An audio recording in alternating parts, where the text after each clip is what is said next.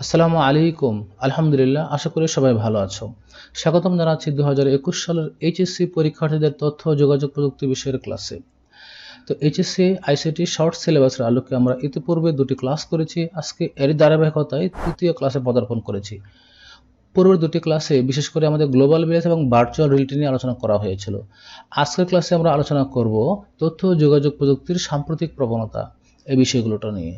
তো যারা পূর্ব ক্লাসগুলো দেখোনি তারা দেখে আসতে পারো, নিচে লিঙ্ক দেওয়া থাকবে। তো চলো আমরা এক নজর দেখে নিই আজকের ক্লাস শেষে আমরা কি কি বিষয় সম্পর্কে জানতে পারবো। প্রথমে আমরা জানবো যে কৃত্রিম বুদ্ধিমত্তা কি, তারপরে জানবো রোবোটিক্স সম্পর্কে, তারপরে আমরা জানবো ক্রায়ো সার্জারি সম্পর্কে, তারপরে আমরা আরো জানবো মহাকাশ অভিযান সম্পর্কে, আরো জানবো আইসিটি নির্ভর উৎপাদন ব্যবস্থা সম্পর্কে এবং সর্বশেষ জানবো প্রতিরক্ষা ব্যবস্থা সম্পর্কে। মোটামুটি এই 6টি বিষয় সম্পর্কে আমরা ধারণা লাভ করার চেষ্টা করব আজকের ক্লাস শেষে। সুতরাং আশা করি তোমরা ধৈর্য সহকারে ক্লাসটি দেখবে। ওকে, চলো তাহলে আমরা আমাদের মূল ক্লাসে চলে যাই।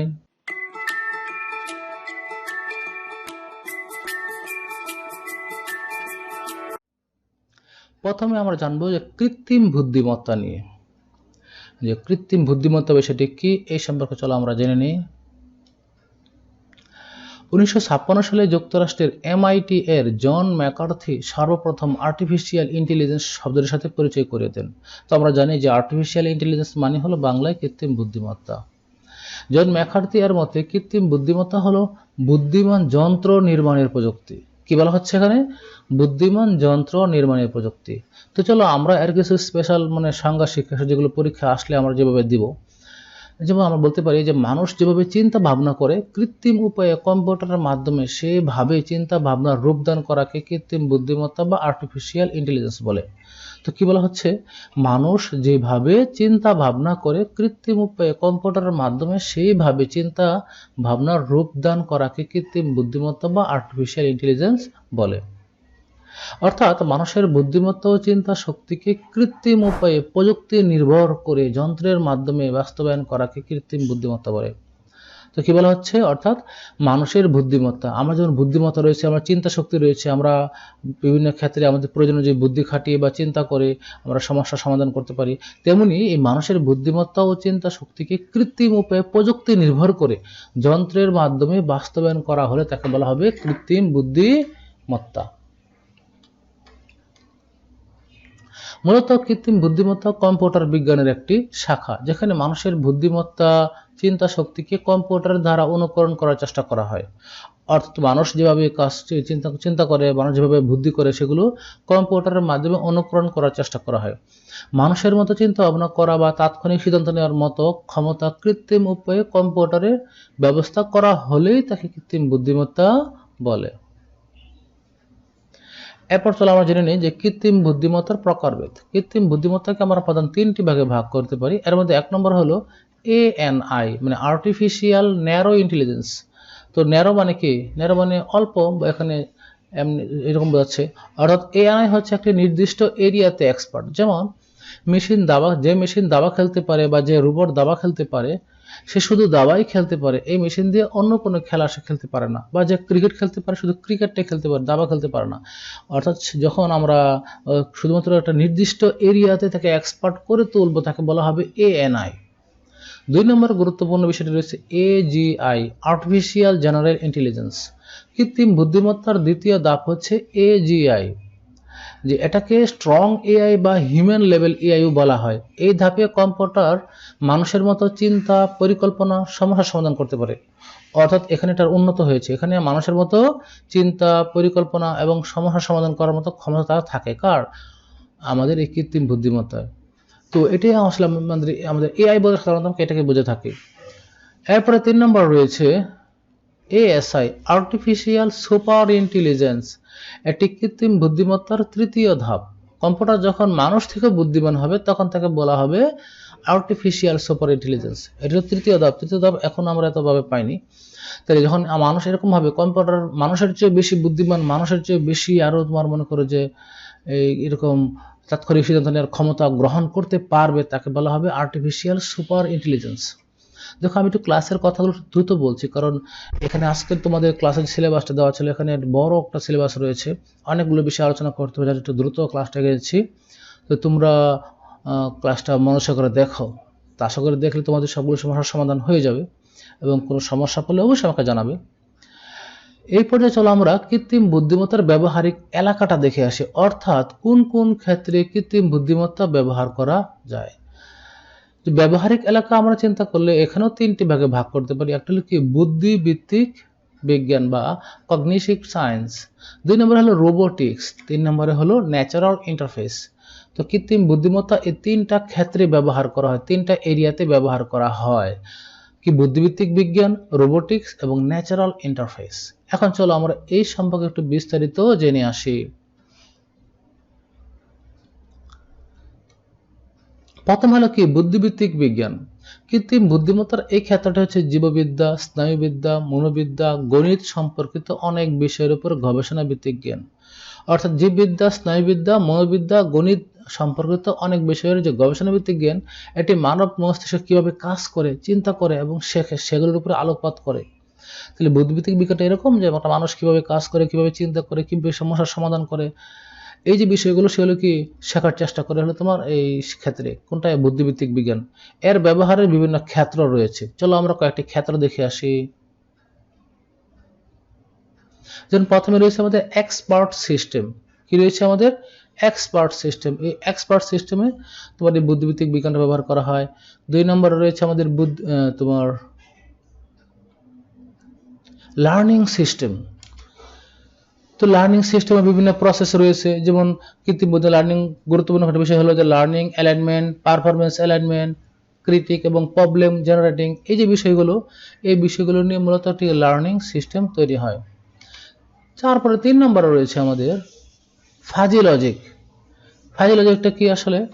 যে ফাজি লজিক হলো এক ধরনের লজিক যা সাধারণ সত্য মিথ্যা মানগুলোর চেয়েও বেশি কিছু শনাক্ত করে। তো তোমরা যারা তৃতীয় অধ্যায় পড়েছো তারা তোমরা জানো যে সাধারণত তোমার কি লজিকগুলো 0 এবং 1 এই দুটোর উপরই ভিত্তি করে কাজ করে, অর্থাৎ সত্য এবং মিথ্যার উপরে কাজ করে, কিন্তু এর মাঝখানে আংশিক সত্য বা আংশিক মিথ্যা এর উপর কোনো কাজ করতে পারে না। কিন্তু ফাজি লজিক এই মাঝখানের যে ফ্র্যাকশন ভ্যালুগুলো নিয়েও কাজ করতে পারে। তারপরে রয়েছে তোমার নিউরাল নেটওয়ার্ক।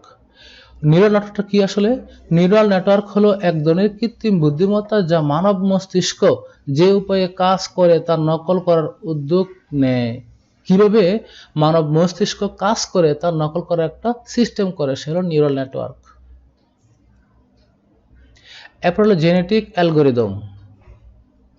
এর ব্যবহার কৃত্রিম বুদ্ধিমত্তার একটি বাড়ন্ত অ্যাপ্লিকেশন। বর্তমানে বিভিন্ন ধরনের বৈজ্ঞানিক, প্রযুক্তিগত এবং ব্যবসায়িক প্রক্রিয়াগুলোর মডেল তৈরিতে জেনেটিক অ্যালগোরিদম সফটওয়্যার ব্যবহার করা হয়।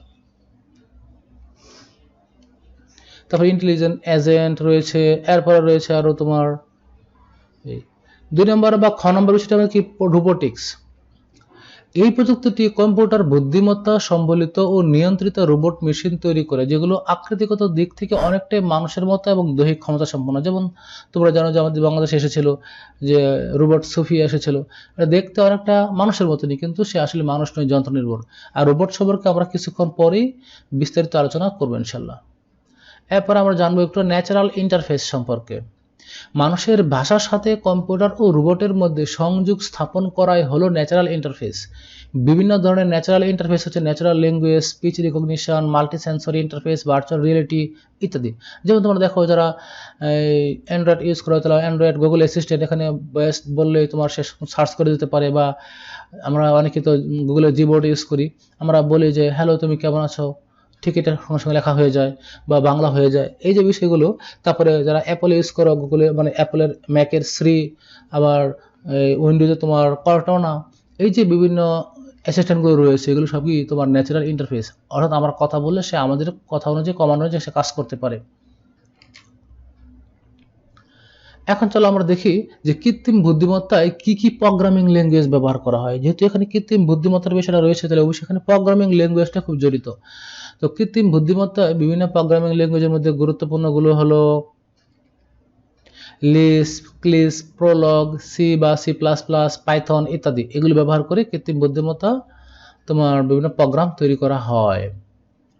এরপরে চলো আমরা জানার চেষ্টা করি কৃত্রিম বুদ্ধিমত্তা ব্যবহার করলে কি সুবিধা পাওয়া যায়। অনেক সুবিধা পাওয়া যায়। এখানে বেশ কয়েকটা দেখানো হলো যে ইমেল ফিল্টারিংয়ে কৃত্রিম বুদ্ধিমত্তা ব্যবহার করা হয়, ব্যাংক গ্রাহকের লেনদেন পর্যবেক্ষণ, যে একজন গ্রাহক কি পরিমাণ লেনদেন করছেন, অস্বাভাবিক কোনো লেনদেন আছে কিনা, এখানে কোনো জঙ্গি অর্থায়ন হচ্ছে কিনা, এরকম বিষয়গুলো কি পর্যবেক্ষণে এই কৃত্রিম বুদ্ধিমত্তা ব্যবহার করা হয়।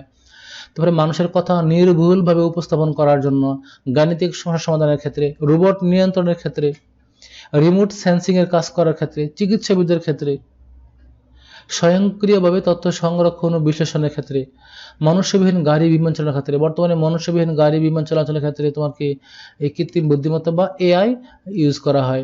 তারপরে স্মার্টফোনের স্বয়ংক্রিয় গেম তৈরি করার ক্ষেত্রে, তারপরে প্রাকৃতিক খনিজ সম্পদ খুঁজে বের করার জন্য, স্বয়ংক্রিয় গাড়ি চালানোর ক্ষেত্রে, ইলেকট্রনিক ডিভাইসের সূক্ষ্ম ভুল ত্রুটি শনাক্তকরণ, যা খালি চোখে বা সহজে করা খুব কঠিন বিষয়, কিন্তু তোমার কৃত্রিম বুদ্ধিমত্তা ব্যবহার করে খুব সহজে শনাক্ত করা সম্ভব।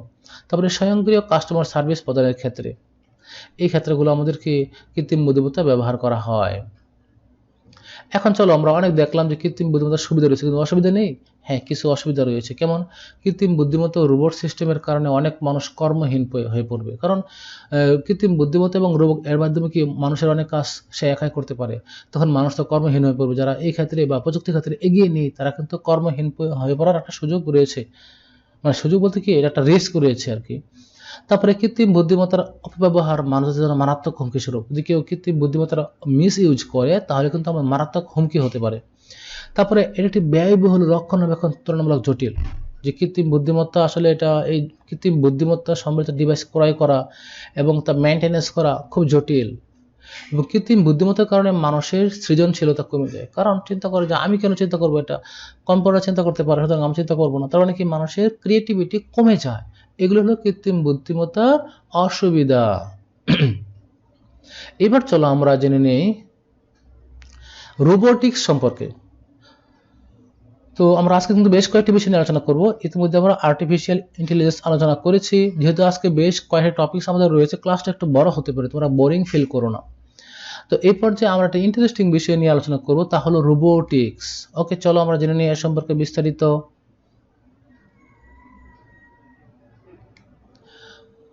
কম্পিউটার নিয়ন্ত্রিত যে যন্ত্র বা মেশিন মানুষের মতো কিছু করতে পারে তাকে কি বলা হয়? রোবট বলা হয়। তো রোবোটিক্স জানার পূর্বে রোবটটা জানতে হবে, যে কম্পিউটার নিয়ন্ত্রিত যে যন্ত্র বা মেশিন মানুষের মতো কিছু কাজ করতে পারে তাকে রোবট বলে। আর প্রযুক্তির যে শাখায় রোবটের নকশা বা ডিজাইন বা গঠন, পরিচালন প্রক্রিয়া, কাজ ও প্রয়োগ ক্ষেত্র সম্পর্কে আলোচনা করা হয় সেই শাখাকে রোবোটিক্স বলে। তাহলে কি বললাম এখানে আমরা, যে কম্পিউটার নিয়ন্ত্রিত যে যন্ত্র বা মেশিন মানুষের মতো কিছু কাজ করতে পারে তাকে রোবট বলে। আর প্রযুক্তির যে শাখায় এই রোবট নিয়ে কাজ করা হয় তাকে বলা হয় কি? রোবোটিক্স। কম্পিউটার নিয়ন্ত্রিত যে যন্ত্র বা মেশিন মানুষের মতো কিছু, হ্যাঁ আমরা ইতিমধ্যে আলোচনা করেছি। অর্থাৎ রোবোটিক্স হলো প্রকৌশল বিজ্ঞানের একটি শাখা যেখানে রোবট সম্পর্কিত ধারণা, নকশা, উৎপাদন, কার্যক্রম ইত্যাদি বিষয়ে গবেষণা করা হয়। রোবোটিক্স ইলেকট্রনিক্স, কম্পিউটার বিজ্ঞান, ন্যানোটেকনোলজি, বায়োটেকনোলজি, কৃত্রিম বুদ্ধিমত্তার আওতায় পড়ে। তো কি বলা হলো? রোবোটিক্স হলো প্রকৌশল বিজ্ঞানের একটি শাখা যেখানে রোবট সম্পর্কিত ধারণা, অর্থাৎ কি ধরনের রোবট তৈরি করা হবে, এর নকশাটা কেমন হতে পারে, যে কোথায় বা কিভাবে উৎপাদন করা হবে, এর মানে কোন কোন কার্যক্রম সে করতে পারবে ইত্যাদি বিষয়ে গবেষণা করা হয়। আর এটা কি তোমার কি শুধু প্রকৌশল বিজ্ঞান নয়, এছাড়াও কি তোমার রোবোটিক্স, ইলেকট্রনিক্স, তারপরে কম্পিউটার বিজ্ঞান, ন্যানোটেকনোলজি, বায়োটেকনোলজি, কৃত্রিম বুদ্ধিমত্তা সবগুলোর আওতায় পড়ে। কি পড়ে? রোবোটিক্স। অর্থাৎ সবগুলো সেক্টরে কিন্তু রোবোটিক্স নিয়ে আলোচনা হয়। এখন চলো আমরা রোবটের কয়েকটি বৈশিষ্ট্য দেখে নিই। রোবটকে যেসব বৈশিষ্ট্য দেওয়ার চেষ্টা করা হয় এর মধ্যে এক নম্বর হলো দৃষ্টিশক্তি বা ভিজুয়াল পারসেপশন। সে যেন দেখতে পারে, দেখে যেন সে কোনো একটা কাজ সেন্স করে করতে পারে। আর দেখার কাজটা কিভাবে করা হয়? বিভিন্ন ক্যামেরার মাধ্যমে করা হয়। তারপরে স্পর্শ বা স্পর্শ ইন্দ্রিয় গ্রাহ্যতা, হ্যাঁ, অর্থাৎ তোমার স্পর্শ করলে বা টাচ করলে সেই জন্য কোনো মানে সেন্স করতে পারে, এই জন্য কি তোমার বিভিন্ন ইন্দ্রিয় গ্রাহ্যতা অর্থাৎ সেন্সর ইউজ করা হয়। তারপরে নিয়ন্ত্রণ এবং ম্যানিপুলেশনের ক্ষেত্রে দক্ষতা বা নিপুণতা প্রকাশ করা হয়, যা খুব সহজে ম্যানিপুলেশন করতে পারে বা নিয়ন্ত্রণ করতে পারে।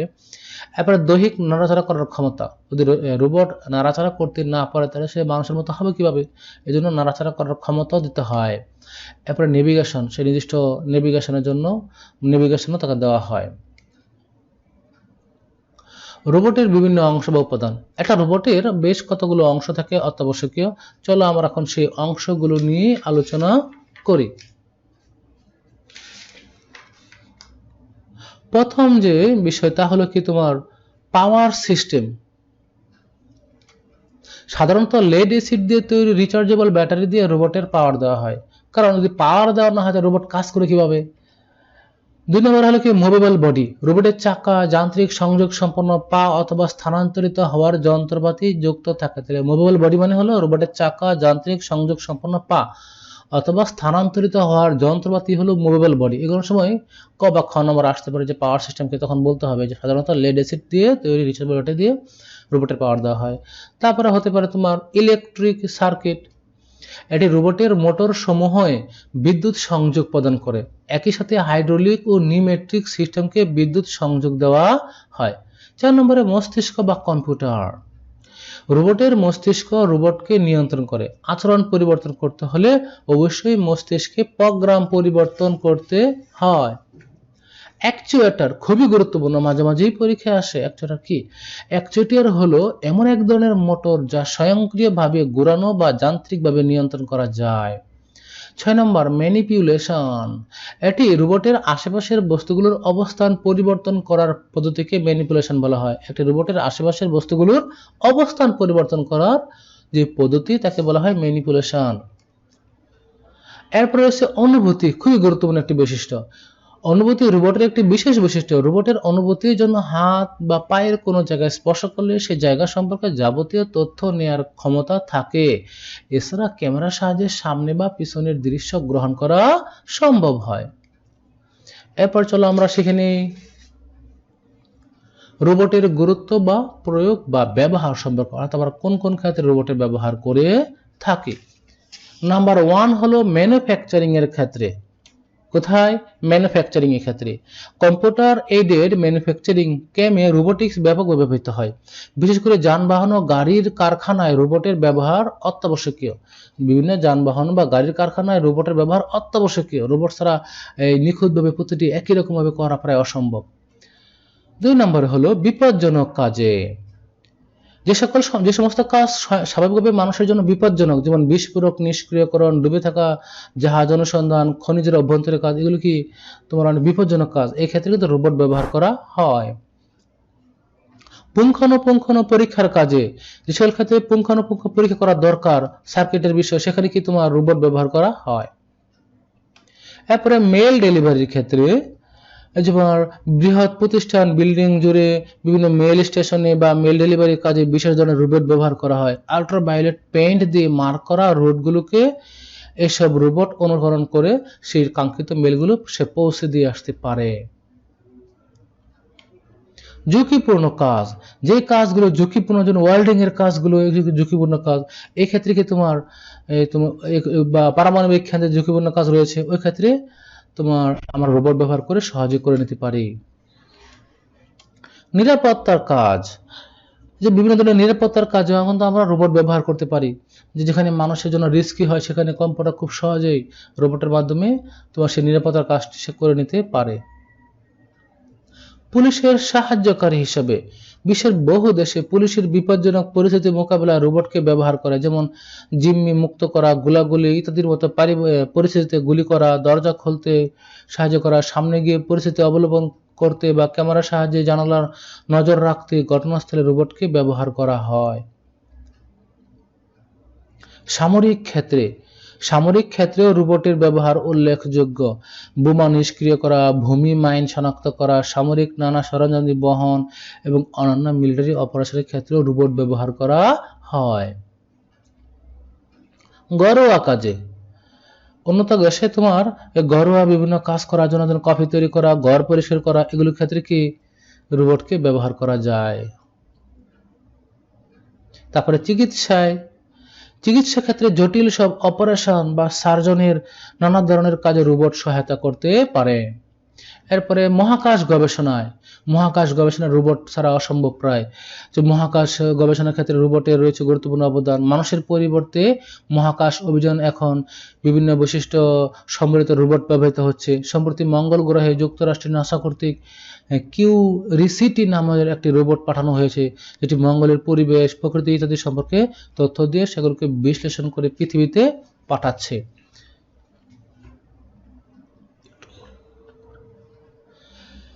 এরপরে আমরা জানবো ক্রায়ো সার্জারি সম্পর্কে। তো রোবট সম্পর্কে আমরা জানলাম, এরপরে গুরুত্বপূর্ণ একটি বিষয় হলো ক্রায়ো সার্জারি। তো চলো আমরা ক্রায়ো সার্জারি সম্পর্কে বিস্তারিত জেনে নেই।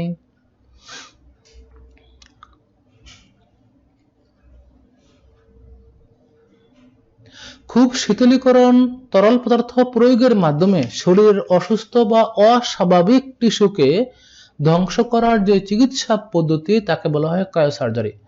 মূল কথা কি, খুব শীতলীকরণ মানে কি, অতি শীতলীকরণ তরল পদার্থ প্রয়োগের মাধ্যমে শরীরের অসুস্থ বা অস্বাভাবিক টিস্যুকে ধ্বংস করার যে প্রক্রিয়া তাকে বলা হয় ক্রায়োসার্জারি। গ্রিক শব্দ ক্রায়ো বরফের মতো ঠান্ডা, সার্জারি হাতের কাজ শব্দটি থেকে ক্রায়োসার্জারি শব্দটি এসেছে। খুব শীতলীকরণ তরল পদার্থ প্রয়োগের মাধ্যমে শরীরের অসুস্থ বা অস্বাভাবিক টিস্যুকে ধ্বংস করার চিকিৎসা পদ্ধতি হলো ক্রায়োসার্জারি। আমরা বলেছি এক্ষেত্রে শীতলীকরণ করার জন্য তরল nitrogen, carbon dioxide, argon ও ডাইমিথাইল ইথার, প্রোপেন এবং হিটিং সোর্স হিসেবে হিলিয়াম ব্যবহার করা হয়। এই সকল পদার্থকে একটি গোলাকার নল দিয়ে তুলার সাহায্যে রোগাক্রান্ত টিস্যুর উপরে প্রলেপ দেওয়া হয়, যাকে ক্রায়োপ্রব বলে। অনেক সময় ক্রায়োপ্রব কি পরীক্ষা আসে। ওই বিভিন্ন উপাদানগুলো কি করা হয়, এই সকল উপাদান বলতে এখানে nitrogen, carbon dioxide, argon, dimethyl ether, propane, heating source হিসেবে হিলিয়াম, এই সকল বিষয়গুলো কি করা হয়, একটি গোলাকার নলের সাহায্যে, নল দিয়ে তুলার সাহায্যে রোগাক্রান্ত টিস্যুর উপর প্রলেপ দেওয়া হয়। এই প্রলেপ দেওয়াটাকে বলা হয় ক্রায়োপ্রব। তো ক্রায়োসার্জারি প্রয়োগ ও ব্যবহার, মানে কোন কোন ক্ষেত্রে আমরা ক্রায়োসার্জারি প্রয়োগ ও ব্যবহার করে থাকি। নাম্বার 1 হলো ওয়ার্ট, মোল, স্ক্রিন টেক, সোলার কেরাটোস, ছোটখাটো চর্ম ক্যান্সার এর চিকিৎসায় এই প্রয়োগ করা যায়। অর্থাৎ ওয়ার্ট, মোল, স্কিন টেক, সোলার কেরাটোস, ছোট হাতে খাটো চর্ম এরকম ক্যান্সার নিরাময়ের ক্ষেত্রে ক্রায়োসার্জারি প্রয়োগ করা হয়। এরপরে ক্রায়োসার্জারি প্রয়োগ করা হয় তোমার অভ্যন্তরীণ ভেদি, যেমন liver cancer, prostate cancer, oral cancer ইত্যাদি চিকিৎসায় তোমার ক্রায়োসার্জারি ব্যবহার করা হয়ে থাকে। এছাড়া কি মানবদেহের কোষকলার কোমল অবস্থা, যেমন পেন্টার ফ্যাসিলিটিস চিকিৎসায় ক্রায়োসার্জারি ব্যবহৃত হয়। এরপরে আমরা শারীরিকভাবে বিভিন্ন দুর্বল ও কোনরূপ অপারেশন ধকল সহ্য করতে পারবে না, যদি এমন কেউ দুর্বল থাকে যে এরকম অপারেশন তোমার করতে গেলে তার মানে জীবন রিস্কি হয়ে যেতে পারে সাধারণ চিকিৎসা করতে গেলে, সেই ক্ষেত্রে কিন্তু আমরা ক্রায়োসার্জারি চিকিৎসা পদ্ধতি ব্যবহার করতে পারি। কারণ এখানে বড় ধরনের কোনো কাটাছেঁড়া করতে হয় না, শুধুমাত্র রোগাক্রান্ত টিস্যুটাই নির্ণয় করে অল্প আকারে তোমার ছিদ্র আকারে করে তোমার সমাধান করা যায়। এখন প্রশ্ন হলো, আমরা ক্রায়োসার্জারিতে আইসিটির ব্যবহারটা হয় কিভাবে। আইসিটি বিভিন্ন ব্যবহার হতে পারে, যেমন প্রথম ব্যবহারটা হতে পারে চিকিৎসা এলাকার চিত্র অর্জন, মানে তোমার কোন এলাকাটা তোমার সমস্যা ওটা একটা নির্দিষ্ট চিত্র অর্জন করা, চিত্র দেখা। তারপরে ওই এলাকার উপর ভিত্তি করে চিকিৎসা মাত্রা নির্ণয় করা, চিকিৎসা মাত্রার উপর নির্ভর করে চিকিৎসা স্থানে কিভাবে ক্রায়োপ্রব করা যাবে তা চিত্র থেকে নির্ণয় করা, প্রকৃতভাবে ক্রায়োপ্রব কিভাবে যাচ্ছে তার ইমেজ প্রদর্শন করা। তারপরে গবেষণার মতো বিনিময় করার জন্য ইন্টারনেট, টেলিকনফারেন্সিং, ভিডিও কনফারেন্সিং ব্যবহার করা, চিকিৎসা সংক্রান্ত গবেষণার ফলাফল সংরক্ষণের জন্য ডেটাবেস ব্যবহার করা। পুরো চিকিৎসা প্রক্রিয়াটি কম্পিউটার নিয়ন্ত্রিত রোবটের মাধ্যমে সম্পন্ন করা যেতে পারে বর্তমানে। এরপর চলো আমরা আরেকটি গুরুত্বপূর্ণ টপিক শিখি, তা হলো কি মহাকাশ গবেষণা। কি শিখবো আমরা, মহাকাশ গবেষণা। তো চলো এই সম্পর্কে আমরা সংক্ষিপ্ত আকারে জানার চেষ্টা করি। পৃথিবীর বাইরে মহাশূন্যের রহস্য আবিষ্কারের উদ্দেশ্যে চালিত অনুসন্ধান বা অভিযানকে মহাকাশ অভিযান বলে। পৃথিবীর বাইরে মহাশূন্যের রহস্য আবিষ্কারের উদ্দেশ্যে চালিত অনুসন্ধান বা অভিযানকে মহাকাশ অভিযান বলে। যদি আমরা মহাকাশ অভিযানে কতিপয় গুরুত্বপূর্ণ ঘটনা উল্লেখ করি, এরকম বলতে পারি আমরা যে 1 নম্বরে 3 অক্টোবর 1942 সালে জার্মান বিজ্ঞানীরা রকেট V2 পরীক্ষামূলকভাবে মহাশূন্যে পাঠান। 4 অক্টোবর 57 সালে তৎকালীন সোভিয়েত ইউনিয়ন পৃথিবীর প্রথম উপগ্রহ স্পুটনিক 1 মহাকাশে প্রেরণ করে। ভস্টক 1 বিশ্বের প্রথম মনুষ্য বহনকারী সোভিয়েত মহাকাশযান। 12 এপ্রিল 1961 সালে রাশিয়ান মহাকাশ যাত্রী ইউরি গ্যাগারিন মহাশূন্য পরিভ্রমণ করেন। 16 জানুয়ারি 1963 সালে বিশ্বের প্রথম মহিলা সোভিয়েত ইউনিয়নের ভ্যালেন্টিনা তেরেস্কোভা ভস্টক 6 করে 48 বার পৃথিবীকে প্রদক্ষিণ করেন। এগুলো হলো কি মহাকাশ অভিযানের কতিপয় উল্লেখযোগ্য ঘটনা। আরো কয়েকটি ঘটনা উল্লেখ করা যেতে পারে। অ্যাপোলো 11 করে 20 জুলাই 1969 সালে বিশ্বের সর্বপ্রথম মানুষ হিসাবে মার্কিন যুক্তরাষ্ট্রের নীল আর্মস্ট্রং ও এডউইন অল্ড্রিন চাঁদে অবতরণ। শুক্র গ্রহে 1970 সালে ভেনেরা 7 অবতরণ করে সরাসরি সেখান থেকে 23 মিনিট যাবৎ পৃথিবীতে তথ্য প্রেরণ করে।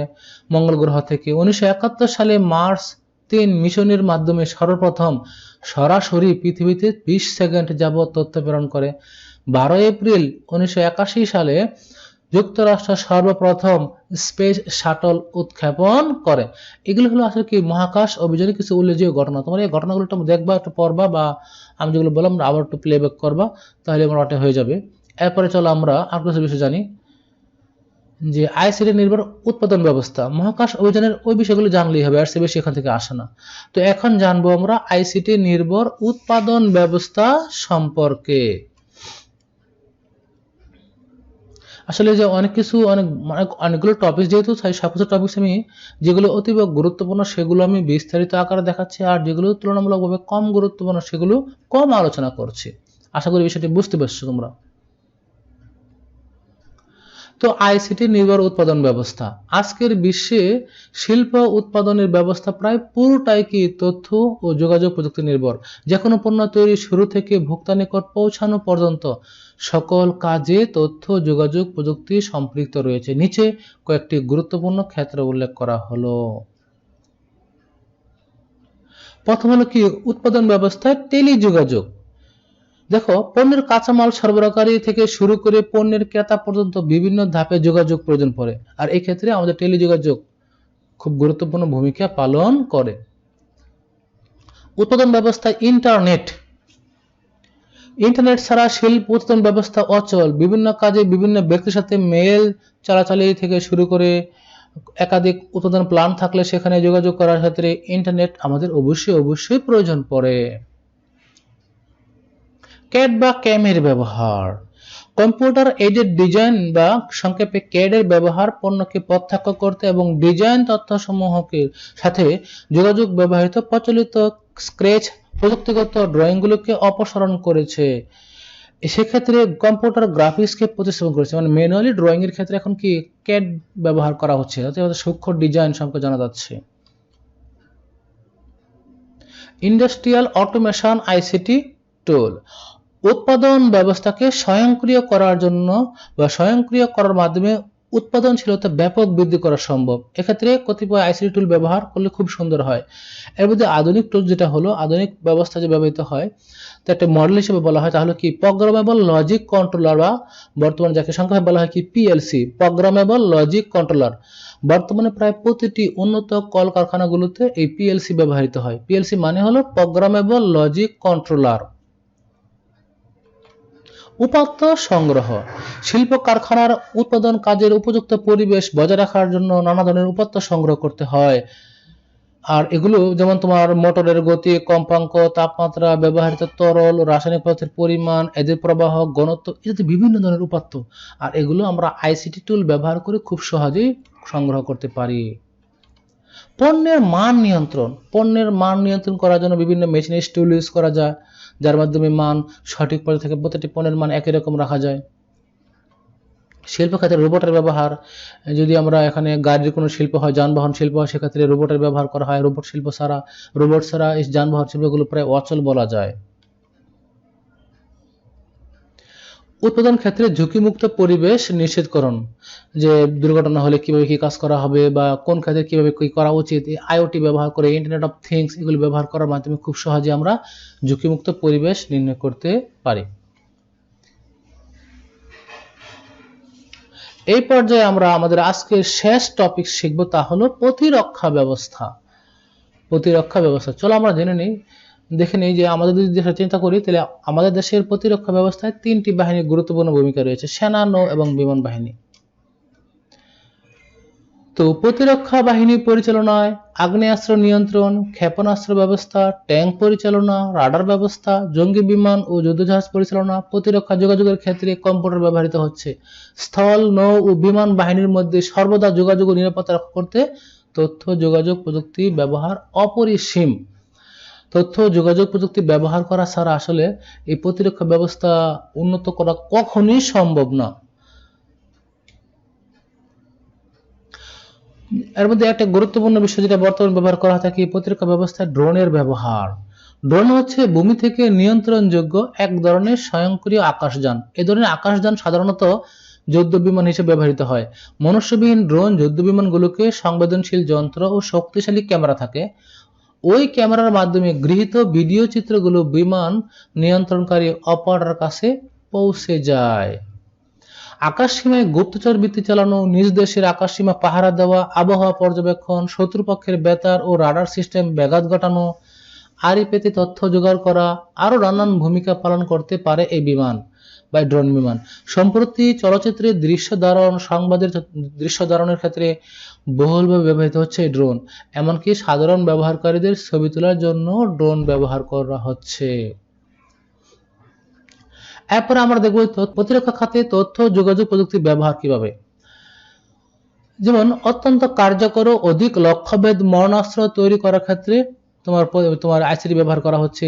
আশেপাশের এলাকাগুলোকে ধ্বংস না করে সুনির্দিষ্ট লক্ষ্য বস্তুতে নির্ভুল আঘাত হানার ক্ষমতা প্রাপ্তি সম্ভব হয়েছে কম্পিউটার দ্বারা নিয়ন্ত্রিত হওয়ায়। যুদ্ধকালের যুদ্ধাস্ত্রগুলো আগের চেয়ে ক্ষিপ্র গতি সম্পন্ন হচ্ছে। বহু দূর থেকে লক্ষ্যবস্তু চিহ্নিত করা সম্ভব হচ্ছে। দ্রুত গতিতে তথ্য আদান প্রদান করা সম্ভব হচ্ছে।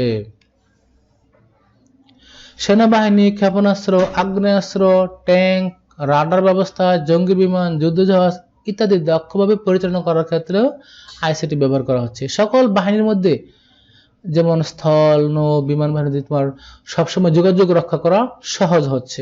শত্রুপক্ষের দিকে নিজস্ব বাহিনীর অগ্রসরমানতা মনিটর করা, যুদ্ধ ময়দানের পজিশন, হতাহতদের সংখ্যা, যুদ্ধ সরঞ্জামাদি সরবরাহের পর্যায় ইত্যাদি পর্যবেক্ষণ করা সম্ভব হয়েছে।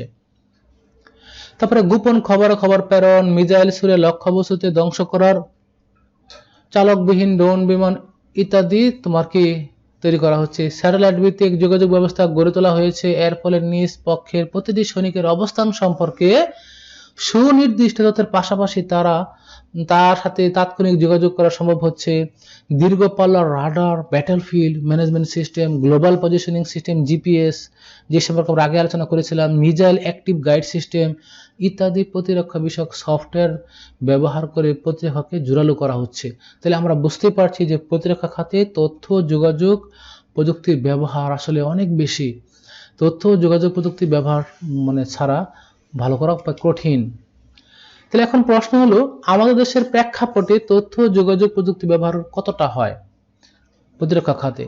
বাংলাদেশেও সম্প্রতি তথ্য যোগাযোগ প্রযুক্তি নির্ভর প্রতিরক্ষা ব্যবস্থা গড়ে তোলা দিকে মনোনিবেশ করা হয়েছে। যেমন নৌ, সেনা ও বিমান বাহিনীর একত্রে বাংলাদেশ আর্মড ফোর্সেস বা বাংলাদেশ সশস্ত্র বাহিনী নামে পরিচিত। এই বাহিনীকে আধুনিক প্রযুক্তিতে স্বয়ংসম্পন্ন করার জন্য military institute of science and technology mist গুরুত্বপূর্ণ ভূমিকা পালন করে যাচ্ছে। 1500 কোটি টাকায় চীন থেকে 035G মডেলের দুটি সাবমেরিন দেশের নৌবাহিনীর জন্য ক্রয় করা হয়েছে।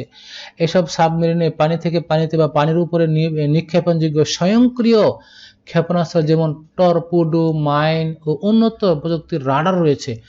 আমাদের আছে ফ্রান্সের তৈরি পানিতে সেই শব্দ প্রযুক্তির ব্যবহার করে তল্লাশি চালানোর ব্যবস্থা। এছাড়াও দেশের আকাশসীমা প্রতিরক্ষায় সেনাবাহিনীর এয়ার ডিফেন্স শাখায় প্রথমবারের মতো সংযোজন করা হয়েছে শক্তিশালী ক্ষেপণাস্ত্র FM-90। ভূমি থেকে নিক্ষেপণযোগ্য এই ক্ষেপণাস্ত্রটি আকাশে 15 কিলোমিটার দূরবর্তী শত্রু বিমান, helicopter, cross missile, anti radiation মিসাইলের বিরুদ্ধে অত্যন্ত নিখুঁতভাবে আকাশ প্রতিরক্ষায় সক্ষম হবে। তাহলে আমরাও আসলে প্রতিরক্ষাতে বেশ এগিয়ে গেছি। তো আমাদের প্রতিরক্ষা আরো উন্নত হয়তো ডে বাই ডে করা হবে, সেক্ষেত্রে আরো প্রযুক্তির ব্যবহার করা হবে। তো আজকে আমরা বেশ অনেকগুলো বিষয় নিয়ে আলোচনা করলাম। আর্টিফিশিয়াল ইন্টেলিজেন্স, রোবোটিক্স, ক্রায়োসার্জারি, তারপরে তোমার এই আইসিটি উৎপাদন ব্যবস্থা, প্রতিরক্ষা ব্যবস্থা, এই সবগুলো ব্যবস্থা অনেকগুলো বিষয় নিয়ে আলোচনা করার কারণে ক্লাসটি স্বভাবতই বড় হয়ে গেছে। তো তোমরা যারা ধৈর্য সহকারে ক্লাস দেখেছো সবাইকে ধন্যবাদ জানাচ্ছি। তোমাদের পূর্বের ক্লাসগুলোর ধারাবাহিকতা এই ক্লাসটা দেখে থাকো, তাহলে অবশ্যই তোমাদের একটা উপকৃত তোমরা হবা ইনশাল্লাহ। তো এই অধ্যায়ে আমাদের আরেকটি ক্লাস বাকি রয়েছে। আগামী ক্লাসে ইনশাল্লাহ আমাদের প্রথম অধ্যায় শেষ হয়ে যাবে। তো আগামী ক্লাস দেখার আমন্ত্রণ জানিয়ে আজকের মতো এখানে শেষ করছি। সকলেই ভালো থেকো। আল্লাহ হাফেজ। আসসালামু আলাইকুম।